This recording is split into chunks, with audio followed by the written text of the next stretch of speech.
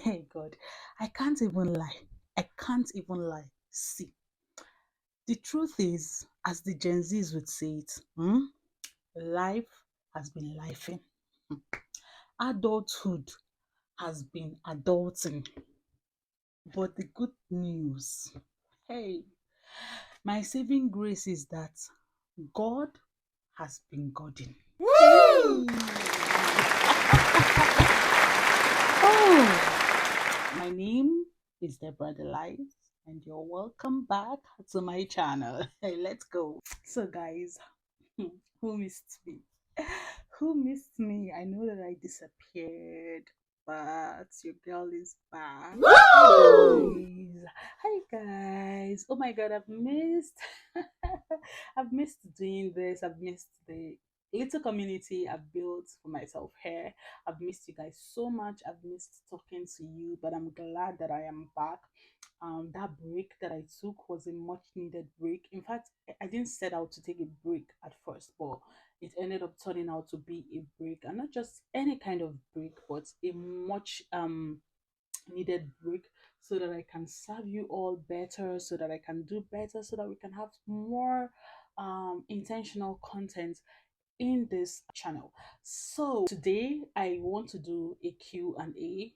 The last Q&A I did on this channel was in the beginning of my channel, when it was like the first video I posted on my channel, and a lot has happened since then. A lot has changed for me since then, so I feel like, okay, let's do a Q&A just to get to know me again more, and get to know what's up with me, how life has been lately, and just connect with you again as a community afresh. That's really what this video is going to be about. But before I go into the Q&A, I already have my answers, I have my questions here. Before I go into the Q&A, I need to say something. See, if you're a man, you can forget, you can just pass, or maybe don't pass, listen, so that you can tell any woman in your life, any woman in your life that you love. Let me tell you something. If you're a woman and you stumbled on this video and you've not subscribed to this channel, this is not about me growing my channel. This is because you really need to be plugged to this channel in this season. No, you really need to be plugged to this channel, because in the coming days, right, this channel will be focused more on delivering wholesome, inspiring, educating, life changing, mindset shifting content that is especially tailored to women. You're a woman and you're trying to figure out life, you're trying to solve the puzzle of life alone. You don't have to do it alone again. This channel is here to serve you. We're going to be answering questions, you're going to be having talks, you're going to be having women related conversations, and you would have the opportunity to ask questions that you need answers to. And as God continues helping us, we'll be able to bring on amazing, phenomenal women as guests, and even men as guests on this channel, to talk to us as women, to inspire us, to push us. So if you're looking for a community, like in a nutshell, see, if you're looking for a community of inspiring women, of amazing women, of phenomenal women, of women that are movers and shakers, of women that are ready to fulfill their God's given assignments, of women that are ready to use their gifts, of women that are ready to step into high places, of women that are ready to enter into rooms that they belong in, of women that are ready to stand up and take what belongs to them, of women that are ready to become who God has called them to be, of women that are tired of playing small and are ready to step into destiny fulfilling roles. This is the channel for you. This channel is going to become a safe space for women. And with the help of the Holy Spirit, with the help of God, we'll be able to touch lives, we'll be able to change lives, we'll be able to inspire so many women on this channel. This has always been my goal, but taking a break just really helped me to have a deep thought about it, helped me to go back to the drawing board, and helped me to also like regain my focus as to what I really want to do with the platform that I have. And this is for every woman. Like, God has called us into a season where we have to start rising up to the call, we have to start rising up to the assignment, we have to start rising up to the woman God has called us to be. And the good news is that you don't have to do it alone. On this channel, we're going to do it together. So what I'm saying is this: if you're a woman and you know any woman in your life that you love so much, you want to tell them to come to this channel, that something is about to happen on this channel. The light is coming, the light is here. All right, light is here, and this light is going to shine across different aspects of your life as a woman: your health, your finances, your relationships, your mental health, your well-being, everything about you as a woman. You're about to start receiving light in the different areas of your life as a woman. So you really want to stay connected to this channel, and God is going to really help us. And we've really stepped into a season where we're no longer moving, we're moving by God's spirit. And it's one thing is the word God is dropping for us this season. We're no longer just moving or just creating content or just showing up. This time around, we show up at God's command, we show up by God's spirit, we move by God's spirit, because honestly, God is raising an army, and we really, really have to be um, part of that army. So yes, this is what this content this all about. So this, I'm not about to turn this into a church channel or anything like that, but the honest truth is that God is really going to use this channel to speak or to reach out to so many women, to equip so many women. And I would really love you to be a part of it. And I feel so happy saying this, because the old me would be like, no, no, no, Debbie, don't make it so churchy, don't make it so, don't sound too spiritual, so that you won't scare people that are not Christians or anything like that. The honest truth is that my days of trying to be politically correct are over. These days, I move as God would have me move. I say as God would have me say. I'm no longer trying to tone it down, or be appealing, or to make sure that I'm not offending anyone by being vocal about my relationship with God or anything like that. So in this channel, I'm not saying that this channel is going to become a church channel, right? But in this channel, we're going to be using godly principles. We're going to be tapping into godly principles. We're going to be tapping into our godly arsenals and our gift. We're going to start harnessing all the promises God has made, and we are going to start keying into all the words God has said about us as women. So I look forward to really serving women on this channel, because when I started this channel, one of my major goals was to reach out to as many women as possible, and I really want to go back to that drawing board. So I hope and I look forward to creating more content that would really be helpful to women, that would really be practical and relatable to women, having conversations that women can relate to, talking about issues that women can relate to, and preferring solution, inviting phenomenal guests to come and also help address these issues. And just to the goal is just to end up building a safe and healthy space and community for women right here. Okay, so guys, let's go into the video of today. So like I told you, it's a Q&A, and it's just cuts across so many things: my life, what I think, my opinions about stuff, but mostly about my life, where I am at currently, and just my opinions about stuff, or just personal questions. So I collected these questions from some of my mentee groups, and some of them were sent in anonymously. For some of them, I know the people that sent them in, but the point is their Q&A, their questions I have to answer. There are quite a number of them here, and I don't know if answering all of them would make this video too long, would probably make it a part one and part two. But if not, I'll just go ahead and try to answer the ones that I can answer. Wow, I'm just trying to go through these questions now.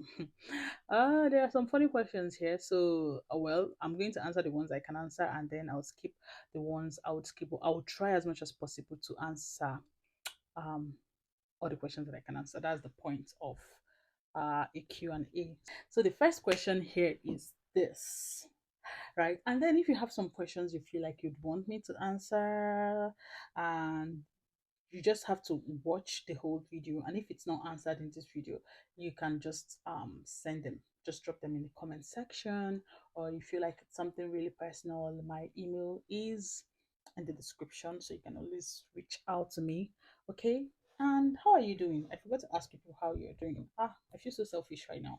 I just came here after a long while. I did not even check up on you. That be, that's not how to behave. That's not how to do. That's not how we do here. Okay. So, my darlings, my sweethearts, how are you? How are you doing? How have you been holding up? How has life been on your own end? I hope everything is going fine. Just talk to me. Tell me this in the comment section. As you're watching the video, just let me know how you're doing. How are you doing? Okay, so the first question I have here is, do you miss Nigeria? Hey, God, God, God, God. Do I miss Nigeria? See, I can't even lie. Of course, I miss Nigeria. I miss Nigeria so much. Forget to. See, we may say Nigeria is this, Nigeria is that, but then at the end of the day, oh, there's no place like home. I miss Nigeria so much. I miss my loved ones in Nigeria. I miss Nigeria as a country. I miss Abuja as a city. I miss the life in Nigeria. Like, I miss the community. I miss everything. I miss Nigeria. Honestly, I can't even lie. I miss Nigeria so much. Okay. I know some of you will be like, if you miss Nigeria so much, come back now. Mm-mm.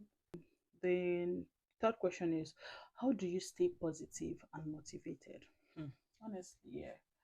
See, adulthood, no matter how where you are or the level you are at as an adult, right? So sometimes adulthood just wants to mess with your happiness and all of that. And sometimes it's hard, to stay motivated. But one thing that just keeps me going, right?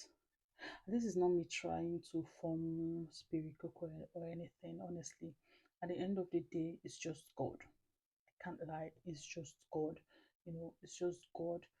Talking to God, worshiping Him, just spending time with Him really just makes things easier. It's just energizes me. It's keeps me, even if I'm in a bad mood or I'm not feeling happy.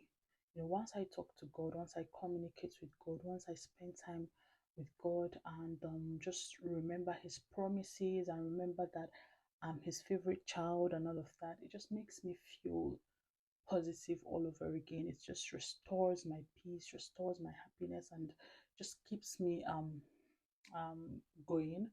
Another thing that keeps me motivated is um I would always say, the life I want is not gonna get itself. So just thinking about the kind of life I want for myself, I want for the generations coming, for my children, for my loved ones, the kind of life I want to live, the kind of legacy I want to live, the kind of person I want to be. It's just sort of keeps me motivated. So sometimes even when I don't feel like going on or pushing or reaching out for more, just thinking about the woman I want to be, right? The woman I dream of becoming, like her.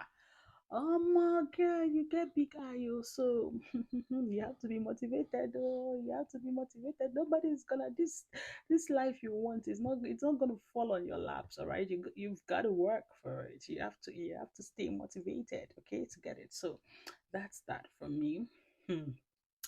So the next question is, what's your biggest culture shock since you moved to the UK? Hey, God, oh, is it just one culture shock? It's plenty. See, it's plenty. I can't even lie. There are plenty, right? I can't pick one major one, but I know that the one that has stood out for me. And the funny thing is that I knew somehow I've heard of it all. I've seen people even write about it or talk about it before I moved to the UK, but nothing prepared me for the reality. All right. So the biggest culture shock I think I've had since I moved to this country is that they do not rinse plates in this country. Hey God. Oh my God. See, they don't rinse plates in this country. Like, the way in Nigeria we wash our plates and then rinse it, right? In this country, they don't rinse their plates. So they wash it in soap and water, and they wipe it with a towel, and that's it. Honestly, they don't wash plates and they don't rinse their plates in this country, and it's something that till date it used to do me somehow. Like, I'll just be watching them like, wait, so just wash, and they will not rinse. And I've even been forced to also do that because there was one stuff we went for, like in church. We'd usually like drink tea after church and all of that, and then we'd just try and wash up. So I'll try and like help him out. And me, I washed, I did not rinse because that's how they do it, right? The person that was washing before me was washing and wiping and not rinsing. So I don't have any other option but to also follow suit. So that thing, it used to shock me. People just wash plate and they don't rinse. They just use it like that. So that thing, it used to shock me. And it's even usually, I think it also affects how I eat outside because in my head, I can't just get it out of my head that you're you're most likely going to this plate you're about to use was probably not rinsed. You're probably eating soap residue or something. I know it probably does not apply, but honestly, it's just shocking for me. And but at the end of the day, everybody to their own culture, though. And I think that's that. And then another culture shock for me was calling everybody by their name, right? So they don't do a lot of title thing. Even if you're a bishop or you're a vice chancellor or you're one big man or whatever, you'll probably still be addressed by your name. Nobody's going to call you.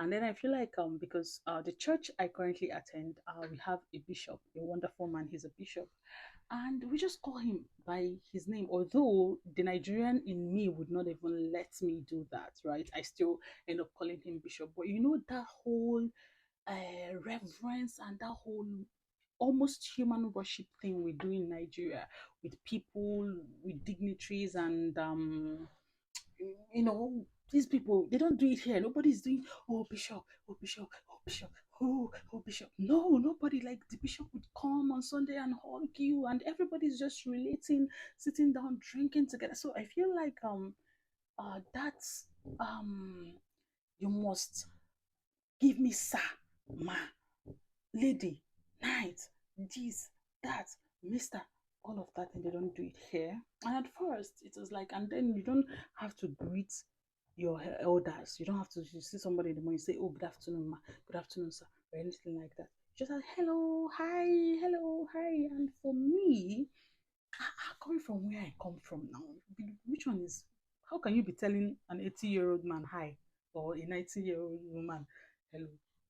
So me, I will still say my good afternoon. So the only thing I know that really stopped is putting that ma answer behind, because you don't really want to do that so that nobody would look at you weird. Because if you do that, that would be really, really weird and uncomfortable to the person you're even doing that to. So what I've really stopped is the ma answer thing, but I still greet. I still be like, even if I see older people, like oh, good afternoon, I have to, like, people that I know or I have to talk to, I just like, oh, good afternoon. And also, I'm not yet used to that, just say hello, hi, even though it's a greeting. It's just us in Nigeria. If you don't say good afternoon, it means that you do not have respect. They did not raise you well. Oh, they raised me well. So That one is still a shock to me. I'm not just used to it. So I think I'm just going to stop there.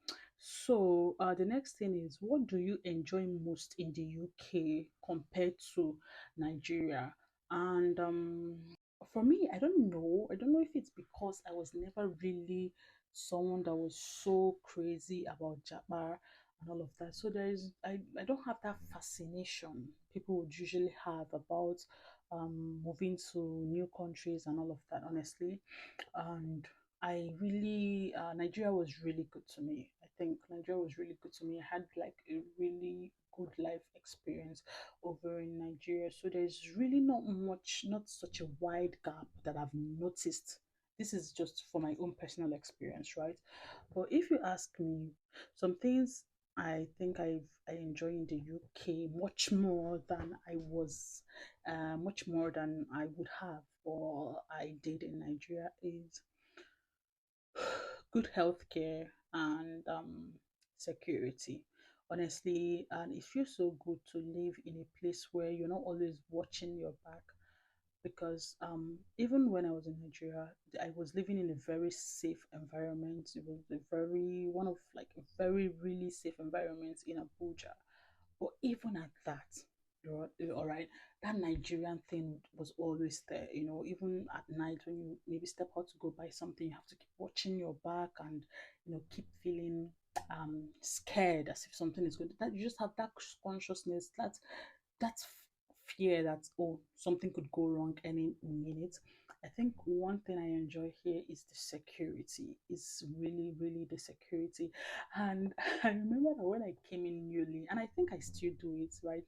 At night, let's say at night, we went out and we're coming back at night, I'll keep watching my back, or I'll find myself like, if I bring out my phone and I'm pressing my phone, the next thing I want to just put it inside my bag. Or if someone is coming towards me, I want to like look and be sure that, oh, I'm just always very careful of my environment so that nobody will snatch my phone or make the wrong move towards me. And as in, God, Nigeria, the traumatized person, sha. So, but that's the thing. So that's like I carried over that Nigerian trauma and fear over. So, but with time, you just get to realize that no, this place is different. It's safer. Now, it does not mean that every country has its own level of insecurity. It does not mean that it's perfect or it's heaven.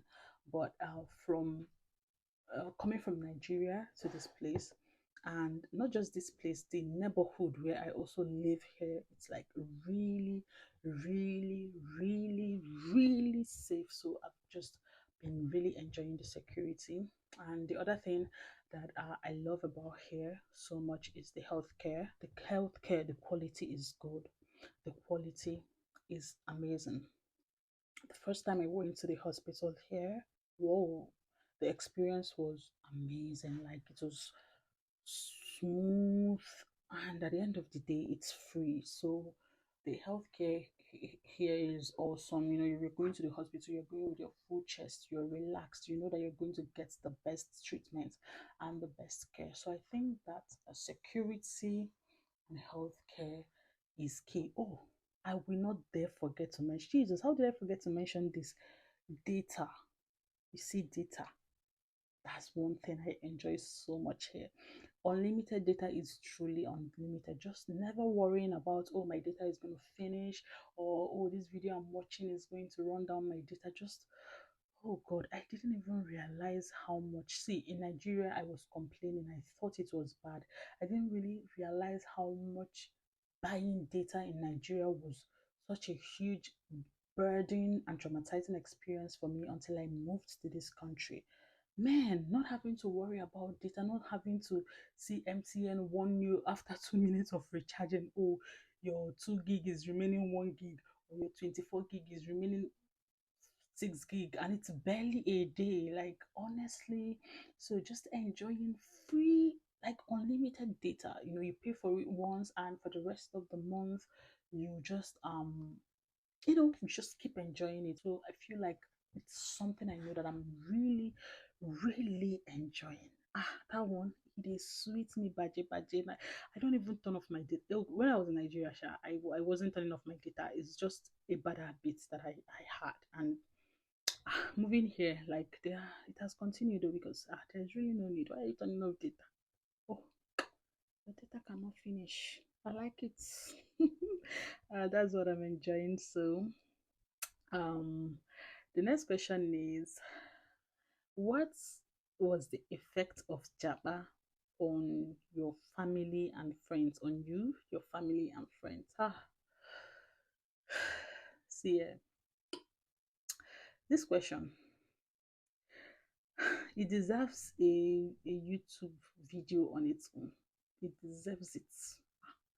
We can't even begin to talk. See this Japa, everybody say Japa, oh relocation, and everybody's happy, jumping around. Oh, I'm happy for you, you relocate. See, we can't even begin to talk about the impact on family. Let me see, let me share a short story. Let me just tell you guys something. There was a day my mom called me. I was on the phone with my parents on video call. And my mom looked at me and she said, how are you doing? How are you doing? And I was just stressed. Like I had been stressed. Like I had exams and all of that I had written, and I was really stressed that period. Like I was really stressed. I wasn't in a good space that period. So she was like, how are you doing now? Are you okay? I said, I'm fine. She said, is that why your face is like, mothers now, huh? Like, are you okay? Are you okay? And the honest truth was that period there, I was just so homesick. She asked me this question. I was like, I'm okay. By the time you asked me the fourth time, ooh, tears started flowing. Thinking about it that way, it's funny, but I really must have given my mom um high BP that day because as in tears just started flowing. Honestly, but sometimes you feel like you are grown, you're an adult, like you can live without family now, it's not a big deal, but deep down, relocation, being separated from your loved ones, your friends, your family, the people you grew up with, people you're familiar with. It's just like you've been hijacked from a familiar territory to an unfamiliar territory. And me, I'm even married, right? So you can imagine people that are actually now single or they really, really do not have anybody. Because me, at least I have someone here. So sometimes I used to think of it and I used to imagine maybe some of my friends that actually like left and moved to a different country alone without nobody. How really hard it must be. So relocation is not easy. Like moving away from your loved ones, uh, the distance coming between you and your family and your friends, it can take quite its toll. But you're here, so talking, that's why I'm always like try as much as possible to talk with the people back home. And the funny thing is all my friends are actually like traveling out. You are just being scattered. And yeah, another good thing is that like my best friend also moved to the UK few months, like 2 months after I moved. So like just knowing that we've not really seen much, we've just seen once since she came in, but just knowing that she's here to just really makes things easy. But in general, Japa is not easy, honestly. It is not easy, being away from loved ones. It's not easy. And if you're not careful, it can really affect your relationship, with the people you care about. Friends can drift apart, family can drift apart because of that distance. But you have to be intentional about keeping that relationship, and just have the understanding of the time difference of, or maybe not the time difference of, just the new reality, and trying to make things work despite the new reality. So yeah, I think that's that. So but if we really want to talk about the effect of Jabba and on family and friends, like you have to do a whole video for it because it's a lot. Like, and I know that if you ask so many other people this question, they would have a lot to say about it. But honestly, it's not easy, both for the Japai and the Japad. Okay, no, just both for the Japai. The Japai should be the person that did the Japa, and the Japan should be the ones that they left behind. I mean, both for the Japanese and the Japans, anyone, both people, it's not easy. So, guys, let's continue. So, I said, what's your advice to someone in What's your advice to someone in or about to go into a long distance marriage or relationship? I beg, women I know they ask me all this marriage question. Please, I'm not a marriage relationship coach or expert, right? This sounds like I'm shooting myself in the leg because I already said that this channel is for everything women, right? So, and I feel like I'm bound to answer this, right? So, what's your advice to someone in or someone that is about to go into a long distance marriage or relationship? Almost see. I don't like advising people when it comes to marriage and relationships, honestly. Like, I do not. I try to run away from it because I feel like it's one area of life that it's really you versus you. Like, at the end of the day, it still boils down to you and whoever it is you're doing this thing with.